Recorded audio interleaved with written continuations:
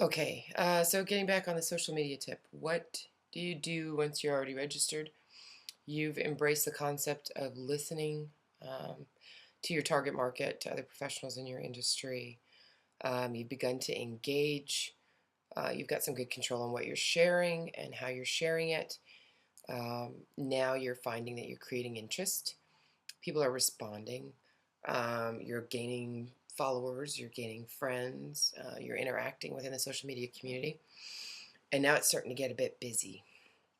You've got tons of things on Facebook to respond to. You get tons of inquiries and or messages to retweet or tweet back or respond to via Twitter.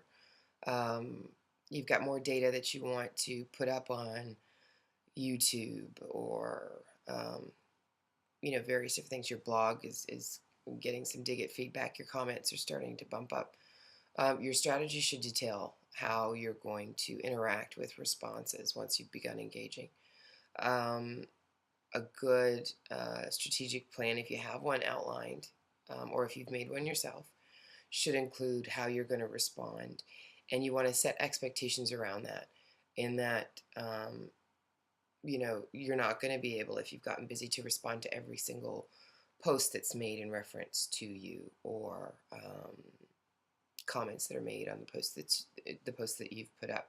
So you can begin to craft um, a system of managing that. So you either sit down to do it at intervals on whatever works with your schedule, once a week, more frequently. I try to respond on a daily basis. I don't always get the opportunity to do that.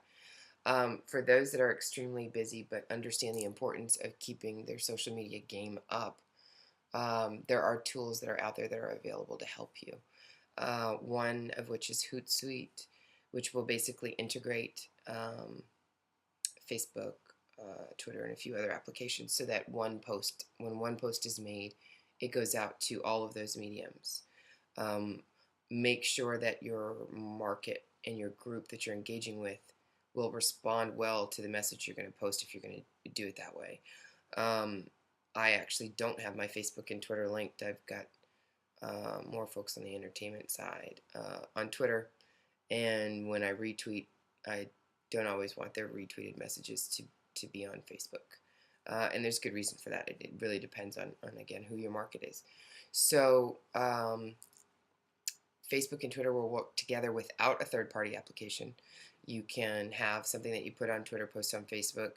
I believe it'll work in work in the reverse as well, but not well. I tried it once. It wasn't very reliable. So I keep mine separated. But a lot of people will do both. That's when everybody's well aware now. You see the at symbols and the capital RT symbols, and the is indicative that somebody has both their Facebook and their Twitter linked. But there's benefit to that because you don't have to go and post the same thing in two places. And if you have continuity of market between the two, or if your messaging allows for it, then it can be very helpful, and it doesn't require you to learn a third-party app.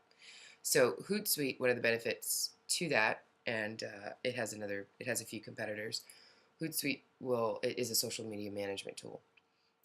It was designed to work with Twitter, but again, it will shoot messaging out to various different social media applications for you. One of the cooler features is that it will contribute to your feeds, and it will also you can type out in advance a bunch of tweets that you want to send, and you can schedule them or posts. I mean, not just say tweets, but it'll work in either avenue. Another way to manage that is TweetDeck, which is the icon with the icon for Hootsuite is a owl, blue and tan or something like that, and TweetDeck is yellow and black, has a little bird in the center. It seems to be a favorite amongst those that are using more of the search criteria. I find between Hootsuite and TweetDeck that TweetDeck is a little easier to use on the search side. They both allow for scheduling, for messaging to be sent out in advance, or to schedule it, to plan it in advance, and it'll send it out on whatever schedule you dictate. For those that do that, I'd be bulk that up, have a lot of them. It's kind of annoying, and it's transparent in a way that's not good for you if you are retweeting or you're sending out the same messages over and over and over and over and over. So have if you've got some real compelling quotes or messages that deserve to be you know sent out more than once, make sure the interval between where they'll appear twice is quite large. Um, and then there's also Nambu, which is for Mac users only, which encompasses some of those characteristics as well. And really, what these are tools for the busy person. Um, the scheduling feature, the search feature, the management feature. A lot of people who are sitting at a desk all day and are interacting in social media will keep one of those applications running in the background.